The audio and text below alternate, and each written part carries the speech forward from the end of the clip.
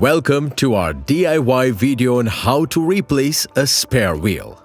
To ensure safety, place the warning triangle reflector on the road at a safe distance behind your vehicle.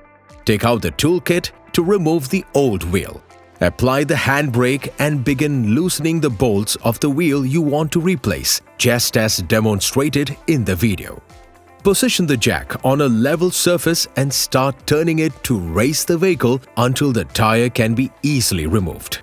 With the vehicle elevated, go ahead and remove the bolts and then take off the wheel. Replace it with a spare wheel.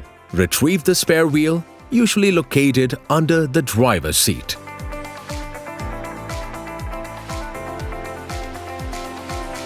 Insert the spare wheel and hand tighten the bolts securely.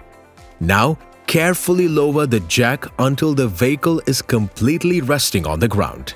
Once the vehicle is fully grounded, make sure to tighten the bolts securely.